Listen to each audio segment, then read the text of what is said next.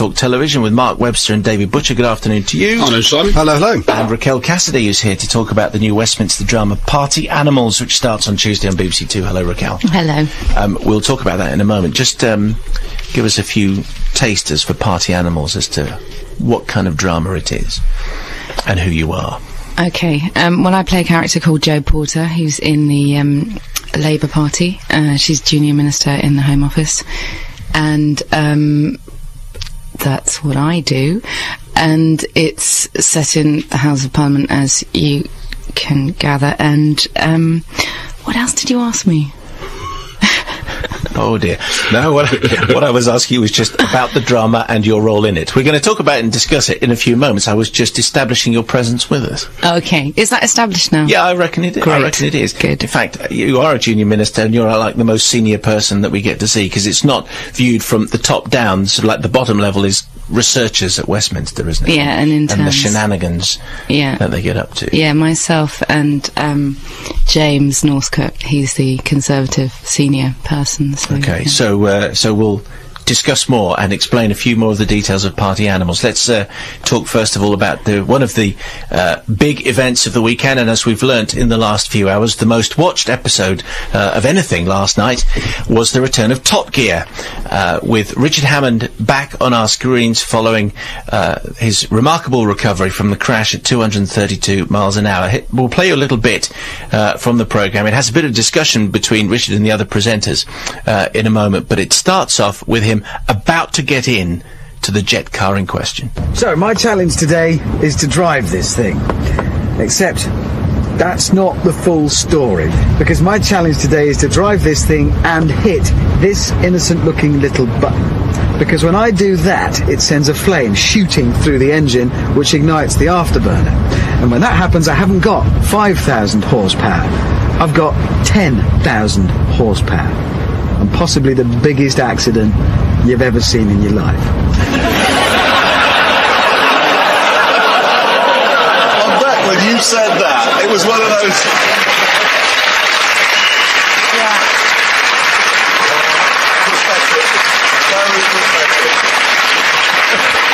And I bet when you said that, you thought it's one of those snappy lines to make this look a bit more dangerous than it really is. That's exactly what I thought when I said it.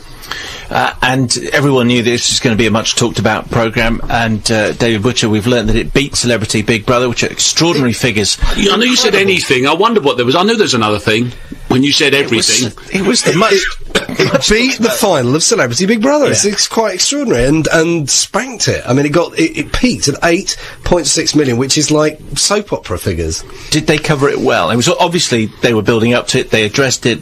How was it handled? I thought they dealt with it fine. It was quite cunning to leave it till the end. I think that was a late decision because when we talked to try and find out what was going to be in the programme, they gave the impression it was going to be at the start and then they were going to get back to kind of business as usual. They kept it till the end. I thought they dealt with it in a very Top Gear way. I mean, I thought the sign-off was classic, very cheeky, very naughty Top Gear where Jeremy Clarkson says, and remember kids, speed kills, and then looks at Richard Hammond, who's very much alive. That, I mean, is an absolute red rag to a bull to, I mean, hence the stories on last night's news programmes about a road accident charity saying this was tremendously irresponsible, which of course it is, and kind of that's the point of Top Gear. It is irresponsible, it is boys mucking about, doing naughty things, and it is wonderfully different from anything else on telly in that respect. Raquel, do you watch Top Gear normally? I've never watched it before in my life. Okay, but you were aware of the story? I knew what had happened to Richard Hammond, So as someone who'd never watched it before, what did you make of it? Well, I tried to stay awake, and I managed it just about. I thought it was going to be really dull, because it was going to be about cars, but it's hardly about cars at all, is it? But it still didn't really interest me. How do you think they handled the explanation of what happened to Richard Hammond? That was the most interesting thing, and I thought it was amazing to see him having come that far that quickly. But I thought that was good, and he seemed very sweet when he got a word in. Mark. Yeah, it is a programme on the, you know, this is a programme that drinks out of a jug and not a straight glass, isn't it? This is definitely, you know, national service and pipe smoking should be compulsory sort of thing. And I don't warm to it either, although they really work as a team. I get the sense of the atmosphere there, but, you know, I think that one of the first questions he asked him is it true that you're a mental now? Now, you know, that's on the edge of being irreverent and just quite close to quite just offensive. to give it its context, this is the first question that Jeremy Clarkson says to Richard Hammond after surviving, and it's the question everyone wants to ask is, and then he said, "Are you a mental?" Now, you know, that don't work for me. You know, he's a big, grown-up, well-educated man, and that just seems cheap and nasty and pointless. But it got a big laugh in the room, and I think people again will find it quite disarming and charming. But it does get to the nub of why this programme's successful, because it just does seem to be a bunch of big boys doing exactly what they want, and on that level, I think that's quite good. You know, that's good because it is a kind of bit of deconstructed telly. But the great myth about Top Gear is that it's watched. It's a boys' programme watched by men. It's watched by as many women as it is men. It's watched by kids. It's watched by grown-ups. It's got an incredible spread, and apparently it's watched by tens of millions of people around the world. They claim 100 million people watch it around the planet because it's not just mucking about. They make it look like it's mucking about, but it's actually really well crafted, really carefully put together. Those car review films that they do are beautifully shot. I mean, okay, if you're bored by cars, then they're going to be boring. But if you like cars, they're shot like nothing else, and you only have to watch Fifth Gear or one of the other car programs to see how dull it is when that's done badly, even if you're interested in cars. You know? And I think it's I agree. done. There's a genuine honesty about it, but of course you're right, because what it is your basic model. It started off as your basic model, and now it's got all the accessories on it, hasn't it? Because, you know, it didn't start off. There weren't three fellas, and there wasn't massive kind of, you know, shooting projects and fake stories like the fake story about, you know, repairing a road, and there wasn't a giant studio audience, and there wasn't an all-star lineup of guests ready to race a full Mondeo around an airfield. It started off fundamentally as a car magazine show. Yeah, it's evolved a lot, yeah. There's a pure natural growth to the whole thing. I can see it just kind of grows in areas which just somewhat repulsive. A lot of your correspondence here. Here's Tim. First of all, I think you're discussing Top Gear, Simon. Could you ask people what they think about the moment, which has been mentioned, when Richard Hammond first appeared and was greeted by the hilarious remark, "So you're not mental then," which is not quite right, but we think we got the drift of it, and the ironic offer of a tissue in case you dribble from the corners of your mouth. Oh, I forgot about the visual joke. How very un-PC, how very wacky. It's put in inverted commas. I spent 2 weeks in a neurosurgery ward in Sheffield. I was surrounded by mentals, again in inverted commas. Most of them were there through no fault of their own, knocked off bikes by irresponsible drivers being one of the main causes. I was only there for a back operation. I felt like a fraud. I cried when I got back home. It's luck and luck alone that gave him the chance he had. He should have told them to stick their remarks where the sun don't shine, but chose not to. I was left feeling sick and cross with myself for being cross about such pathetic wastes of space. As someone, Raquel, who hadn't seen it before, that particular line from Jeremy Clarkson to Richard Hammond, did you think it was badly judged? I mean, you'd never seen it, so you can't judge whether it's in the spirit of the programme. Well, I didn't actually realise that's what he'd said, but I think it's badly judged now, along with other things that he said through the night. I mean, Jeremy Clarkson, I've really don't have a good word to say about him, I have to say, because he's a very funny presenter, don't you think? I didn't think he was funny at all. I think he thinks he's funny, and clearly a lot of people think he's funny and charming, but I was told by somebody, you either love him or you hate him, and I think I know which one I do. I even had a bad dream about him, actually. Really? It was so bad I couldn't sleep. What dream was it? I was trying to work out why he was on the telly at all, why he in your dream existed, really. In your dream? Yeah. Oh, that's an I meant not to say any of dream this. about something Freudian, then, isn't it? Neil, on this email, that's weird. Thank goodness Top Gear is back. Sunday TV viewing has been very dull since it's been off air. Jeremy Clarkson's question to the Amster was just pure genius. I think the whole Top Gear team should be congratulated for bringing the programme back under a lot of media pressure, although I thought Richard Hammond looked a little pale. I'm sure his strength will build, and he will return as the angry little man we know he is. As Top Gear received a larger viewing audience compared to the Big Brother final, I'm sure Channel 4 are already thinking of putting Jade Goody in a jet car.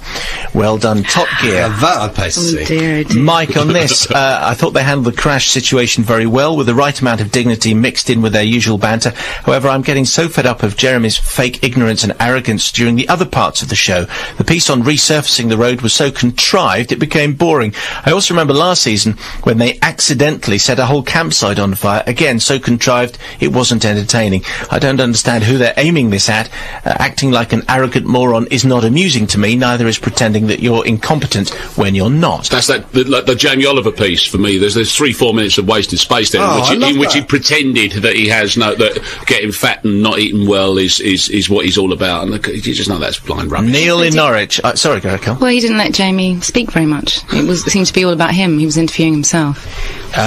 Neil says, I found the showing of Richard Hammond's crash brought out very mixed emotions. I felt it very voyeuristic and uncomfortable to watch the moment a man almost lost his life and have him talk you through it, but at the same time it was utterly compulsive. My wife felt similarly, even though it went as far as upsetting her. She felt very emotional whilst watching it, and immediately afterwards, though again she was glued to it. All very strange for a man we only know through the television and are never likely to meet.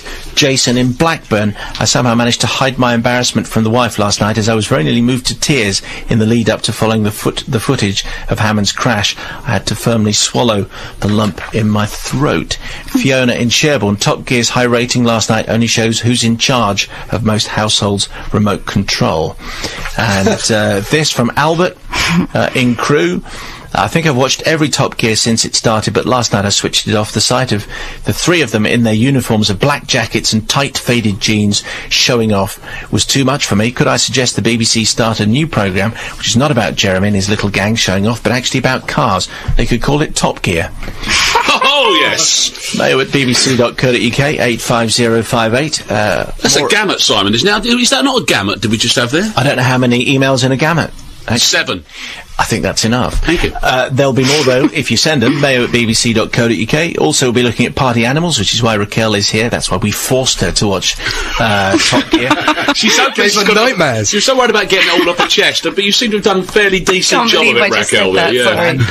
Also, an ITV comedy that might make you want to watch episode 2, as well as episode 5 live. And we have a TV panel here consisting of reviewers Mark Webster and David Butcher. And also, later coming up, we've got Benidorm. Sorry, I just lost it for a moment. Benidorm, new ITV comedy, So You Think You Can Nurse on Channel 5. And let's talk about Raquel Cassidy's programme. It's hers, really, entirely hers. And as she's told you, she plays Home Office Junior Minister Joe Porter. The programme is Party Animals. It's a new 8-part drama. It's looking at the lives of, well, there's some MPs in there, but basically it revolves around the young political aides at Westminster. Let's play you a bit from the opening of the programme, which involves, Joe, you in the House of Commons, right, making a speech. Then it cuts back to your researcher, your aide, who's actually written the thing for you, so we hear his version of it. Then it cuts to your Tory opposite number and his researcher, and when it's all put together, it sounds like this. Young offenders that have in the past been made the subject of ASBO's antisocial behaviour orders. This policy recognises that tackling crime is not just about punishment. Education is also crucial. And that is why we intend to bring in a new system whereby young people who observe the terms of their ASBO will be entitled to what? Entitled to a good behaviour bond. This is a one-off payment which will be contingent on attendance at a recognised OK, James, the costings. It's not hard with the costings. Explain to me why a very similar idea was thrown out by her own Chancellor only last year for being too expensive. Get to the delinquency bribe. Not a good behaviour bond, but a delinquency bribe rewarding criminal behaviour. And at the crux of those exchanges, the fact that that your Tory opposite number has had some information sort of leaked to him, which is why he destroys you in a couple of sentences.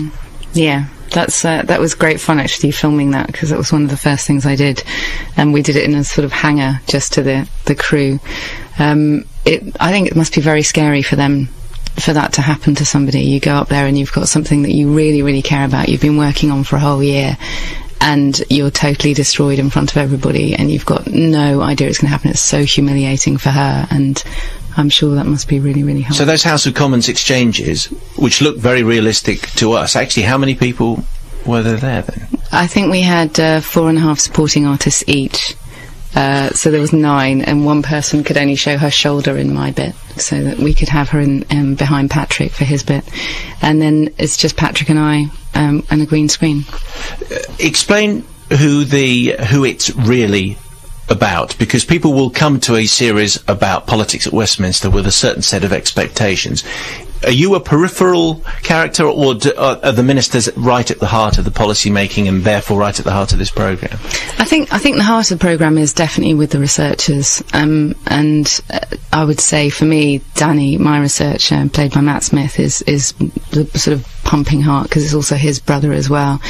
And so the ministers, Patrick and I, the ministers that we play, everything we do totally affects them. So the fact that I have a kind of breakdown as the series goes on really affects Matt's character, Danny. So I would say that we're supporting characters, but so we're not peripheral, because we really affect every decision that they make.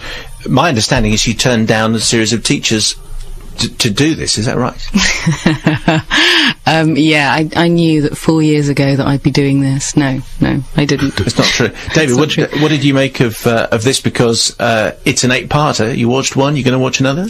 Yeah, and I've seen the second one as well, actually, and I absolutely loved it.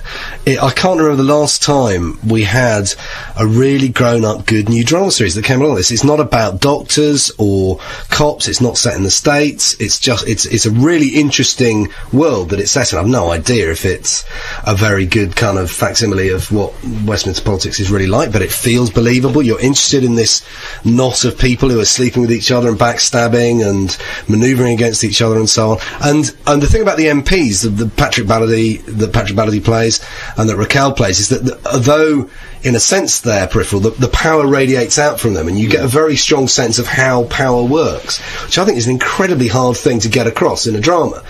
But, I mean, in the episode that we just said, because Jo, the Labour Minister, because that scene goes horribly wrong where she's presenting the policy, she spends the rest of the first episode and large parts of the second episode, and for all I know, the whole series, making her researcher's life a misery. Oh boy, with this you're very good at that. Dry, nasty kind of wit that she has. You puppet master. Which must be fun to act, I imagine. It was really good fun. It's particularly fun working with Matt, because he's so great and the rapport was very good between us. But I think she really cares about him, she really cares about politics, and she wants him to be the best that he can be. So when he makes stupid mistakes, then you know, she finds it very difficult to forgive him, but then she finds herself, you know, far too, you know, hard on him and feels bad about it and stuff like that. So it's a very complicated relationship that they have. Maybe as the series progresses, I'll stop thinking it's going to be the thick of it. Because I was sort of half, because it's filmed it feels like it's filmed in a similar kind of reality, using the old sense of the word.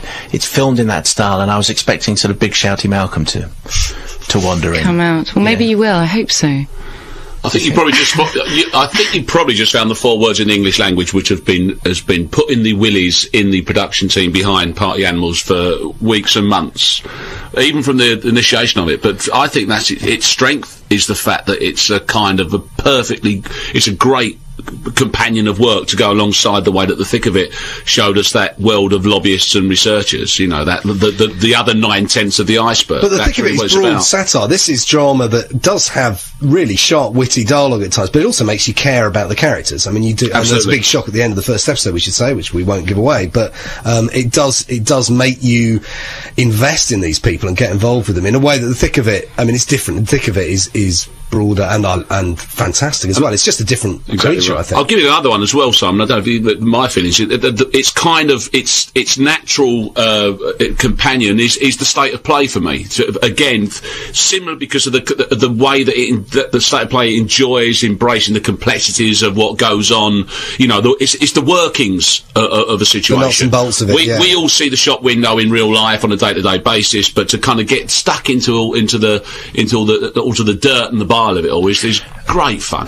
It would be interesting to see, Raquel, as as the series progresses, the extent to which the researchers, the people working for the MPs, are truly obsessed with politics and truly obsessed with ideas, because it would be very easy, I imagine, to do a series like this, and it's all about drinking and it's all about relationships, and all spins off in that direction, whereas presumably these people are based at Westminster because they care passionately about their politics. That might be trickier to write. Well, I think not every character cares in the same way about politics, but they're all there for politics, or, well, I think... But what politics can give to them as much as anything the other way around, yeah? But that balance depends on the characters, and it's great to see that they're having to live and be human beings and be competitive sexually and all of those sorts of things at the same time as really caring about how the country is run and how their bosses are doing, and, you know, I mean, it really heightens it, putting this bunch of people in that arena, I think. Poor old Danny at the moment is the only one that you really see in the first one. He's the one, the only one getting nosebleed from being on the moral high ground. Everybody else is just a shark at the moment, but as you say, you can just see how it's starting to evolve already. I'm not sure that Junior Minister Jo Porter is a shark, really. I mean, she's pretty vicious with her staff, but... Well, there is... The Ice Maiden does melt it somewhat towards the end, doesn't she? But again, you know... towards the end of episode 1. Only when she realises she's been a bit of a fool. Well, there you go. It's been a bit harsh. She's very human. They're all I'm very empty, human. but I'm a human too. We'll do more on Party Animals in a few moments' time. Also, looking at Benidorm, a new sitcom. The Radio Times about your programme, Raquel. That wonderful magazine. Says, it says your programme is This Life for People Who Watch Newsnight. What do you think? Right. Does that get to the heart of it? In the thick of it? Well, insofar, I wouldn't say it was only This Life. It's lots of things where you put people together who aren't necessarily a group of friends or whatever, but they get to know each other. They rub shoulders with one another, but it's set in a particular place, and this place, you know, is arguably that most heightened place you could put a set of people. That's definitely because it's one of those areas, you know, in marketing speak, people would have looked at this programme idea and thought this is going to be sexy telly, because of course the fundamental demographic of the actors in there are all that right kind of age. Everyone could be good looking and wrinkle free, which can leave you with some really facile TV unless you're careful, and which kind of I was never a This Life fan. But the great thing about it is it seems to avoid all those issues, and then get all the bonus points of having, you know, fashionable haircuts and saying things, having characters who say things like caners and tootfest and spannard and all these kind of words that feel very youthly and make it feel fresh. And are you a Blair babe? Am I? Yes. Is your ministerial character? I think she was originally, but like a lot of people, she's sort of gone off the boil on that one a bit. Who did you study particularly, or any politicians that you looked at or watched? I couldn't possibly say. Come on. Why not?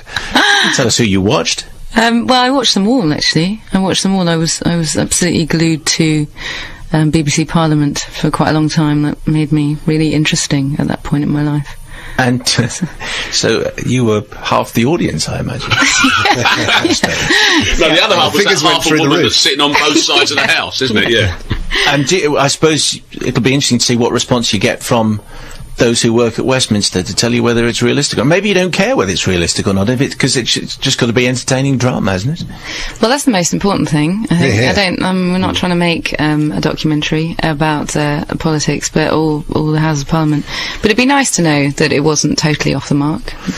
Let's remind you, Party Animals is on BBC Two, starts on Wednesday at 9 p.m. Now, let's talk about Benidorm. It's a new comedy from ITV. David, as someone who watches and writes and obsesses about this kind of thing, when was the last completely different, new, successful sitcom from ITV? From ITV, probably Rising Damp, I should think. There's a McGann brother in it, surely. One of the McGanns was in it. I don't know what that would be. There was that Hardware did quite well, didn't it? I mean, it only lasted a couple of 2 or 3 series, I think, but it wasn't a flying success. So before we play a clip, how would you describe this series? It's very broad, quite repellent at times. It's kind of comedy of repulsion about British holidaymakers in Benidorm. A lot of grotesque characters, but after a while, strangely endearing, I thought. We'll play you a little clip. It's one of those aforementioned grotesque characters. It's a grotesque brace yourself. Family, and all gathered round the pool. Everybody, fill your boots. Where have you been? The hunter has returned with food for his hungry family. Get off! Hey, you want to see it out there? It's mental. It's like Blackpool with sun. Oh, he's been up to no good. I know that look on a man's face. I had it for 30 years with your father. Oh dear, did the washing up liquid on your wheels not work? I thought you'd be trapped under your chair in the deep end by now. Here. Do you want them, Madge? Do you want them? I've been nowhere near that pool, but your son has. Fell in and nearly drowned, and where were you? It was bullying, Dad. You should have seen me. I nearly died. So where have you been? You know where I've been? I've been to shops. What? And that took an hour and a half. Where is this shop? Fleetwood? This sun cream's half empty. Yeah, well, it were half price. Is it really like Blackpool, Dad? You're going nowhere, son. You're staying in here. Why? Because out there, you got to pay for stuff. Whereas in here, it's all free. Just a little bit of Benidorm. Mark Webster, will you be returning for episode 2? Yeah, it's strange. I feared the worst, because, you know, as David said, you know, you don't get much broader brush than this one, do you? Because there you are on your cheap holiday, and therefore you've got that self-contained audience of caricatures, potentially, that you're going to be working with. But funny enough, you do get stuck in. There's some really crass, gross one-liners in here, particularly in relating to the middle-aged couple who swang. And you'll have to watch it for details. It's not family viewing. Absolutely right. You're going to have to watch it. I won't even allude any further. But do you know, the weird thing is, Darren Litton's written it, and Darren is the character that you'll see is the kind of the husband half of Catherine Tate's character. They're the couple from up north who are shocked and appalled by anything that is vaguely continental. And he's a clever, shrewd fella, and you know you don't feel that he's taking the mickey out of any particular group of people. Everyone's getting it, and everyone is being caricatured quite fiercely, but there's still a sense there's a of middle reality. class couple as well, isn't exactly there? And a gay right. couple, and you know, there's all kind of and of course, you know, all pitching up at that hotel at the same time for the holiday. Of course, all of humanity is here. Exactly, but you know, it's the Poseidon adventure, isn't it? You know, exactly that, right? Someone's representing someone at some point during the course of it, but it's still kind of it still just does get there because.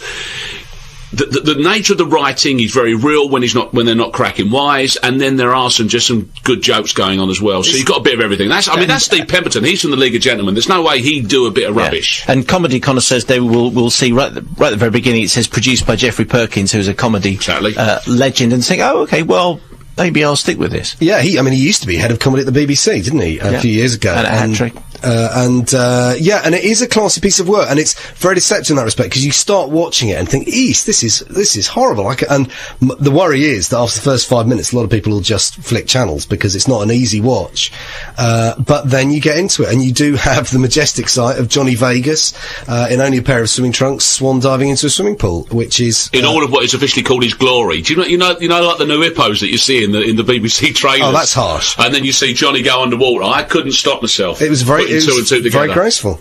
But yeah, I think it's very promising. You hesitate to say more than that with a new sitcom, but I think it could go somewhere. Men Behaving Badly, Series 1 was on ITV. That's right. Maybe then it went to the BBC. Good point, yeah. But then they threw it away, yeah, exactly. And it didn't work. Couldn't do it with Harry Enfield, could they? Because Harry Enfield, the chemistry didn't work. And the chemistry here feels like it could work, I think. But I mean, I think that How long can they stay on holiday, though? Well, presumably it's 1 2-week holiday just cut up over a number of weeks. So series 4 would be what, day 6? I think they'll have signed up for one series. Oh, okay. One series only. Lots and lots of correspondence about Top Gear. Let me just rip through it before we get to Channel 5's So You Think You Can Nurse, wherein we find Janet Street Porter, Sean Hughes and Gail Porter going to Barnsley General Hospital, see if they can cut it as nurses. Clearly. I think you've got a title. So You Think You Can Nurse? The answer from everyone else is no. Next. Anyway. If only that was all they'd done. yeah, just the title. The programme. On the subject of Top Gear, John in Cheshire, about the Richard Hammond moment, there was clear affection between Jeremy and himself, and making fun of a near-death experience is very much the traditional British way of doing things, and is to be applauded in this post-Diana overly sentimental, touchy-feely world that we live in. Jeff, says, what an appalling sad bunch of comments about Top Gear from your guests and emailers. It's an entertainment programme. My wife and I love it and watch it every week. Comments such as Clarkson's un-PC and crass comments, in inverted commas, are quite deliberate to get a reaction from certain people. Guess what? Your guests fell for it. Beautiful. Ooh! Once again! Your reviewer's attitude to the automotive programme, Top Gear, reminds me of the type of jealous person who cowardly key-scratched my Lotus Elise as I had dinner. Top Gear, says Reese, fulfills... I didn't use a key, I used a screwdriver. Top Gear fulfills our need for programmes we are not allowed to enjoy anymore. I'm not fussed about cars, but I love the rage against the dominant ideology. Me too, yeah. We watched Top Gear as a family. My husband fell asleep. I read the paper. My 11-year-old daughter laughed like a drain and thought it was the best thing ever. This says... Poor old Shilpa, no one knew that she won, did they? Fiona in Kent, Top Gear totally rocks. Women love it too, and not just because the hamster is adorable. Watching boys playing about his ideal for a Sunday evening. Mayo at bbc.co.uk. Well, we would do some more, except we must mention this offering from Channel 5. So you think you can nurse, wherein the aforementioned offering Janet Street Porter, comedian Sean Hughes and Gail Porter, they go to Barnsley General Hospital to be trained as nursing auxiliaries. Here's the general pitch of it. Okay. You go push. I'm going to need a cup of tea. They've got just 2 weeks to show that they can make the grade. What are you doing in there? You're supposed to be in there doing things. I've never seen anyone die. I just feel so... It's just, and they're lying there and they can't do anything. Darling, get this soup down, otherwise you won't be seeing your grandchildren. 3 celebrities on an unlikely mission. Pull yourself together! They may be stars, but can they convince as angels? Well, there you go. If you watch the first few minutes, you'll know exactly what's going to happen. So you think you can nurse? No, you can't. So you think you can be an air traffic controller? No, I really don't think I can do that. And what on earth was Sean Hughes doing agreeing to this? Anyway, Raquel, what do you think? Go on. Oh, God, I really enjoyed it. I want to see episode 2. So there you go. I don't like Top Gear, but I really liked that. Okay, explain. Well, I thought it was moving and interesting. I wouldn't normally watch it, I have to say, but I did think that, watching people sort of trying to be, even the celebrities, the non-celebrities, all sort of trying to get on with it, I found quite interesting. But I don't normally see that kind of programme, so maybe there's... I just have an instinctive reaction as soon as you see a celebrity leaving the house with a suitcase, not knowing what's in store over the next couple of weeks, I just think, oh no. Oh, the pain, yeah. Please. For me, it was all summed up in that one line of voiceover, where they say, Gail will soon realise that it's not all glamour and excitement. Well, why would anybody think it was going to be glamour and excitement? It's just this kind of false thing that they set up that, celebrities are all hopeless and that we're going to take them down a notch or two by making them roll their sleeves up and get their hands dirty. And it was just the screaming pointlessness of it. And I've got a sneaking suspicion, and correct me if I'm wrong, is that there's been the odd documentary about the goings-on inside hospitals before. Yeah. I'm just saying that. Yes, but no one has come round from an operation to find Janet Street Porter. No, there. And you heard in that clip saying, "Come on, dear, eat up, or you won't see your grandchildren." That statement should be immediately followed with by the flatlining noise, shouldn't it? just coming out. Yeah, exactly. But that's if at the end of it, 2 out of these 3 people explain in a kind of heartfelt way how they feel they've now got an affinity with the profession that they never really understood before, and the third one hasn't dismantled all the good work that Florence Nightingale did during the Crimea War and then based the entire National Health Service upon. If we get away with that, then you can vaguely justify the point of this. But basically, the premise is, hey, you know what, nursing, it's really tough. Exactly. Does it tell us any more than that? Well, no, it does. There's no insight. There is no insight provided. It's not a world that we have not been. There's no insight. There's no drama. There's no surprises. There's nothing. Raquel liked it. What's your point, Raquel? Leave her alone. Yeah, but This is bullying. I don't watch TV like that normally, so I haven't looked inside a hospital. So I kind of did enjoy it. Well, you're an actor, you see. That's what you want to get. You want to get out and watch a bit of telly. I think I don't watch enough telly, clearly, because I've got no taste. I bet you watch it when you're on it, though. Hey, I'm glued to it then, obviously. Party Animals, BBC 2, starts on Wednesday at 9 o'clock. The Channel 5 So You Think You Can Nurse is on Wednesday at 9 o'clock, if you have to. Raquel, thanks very much.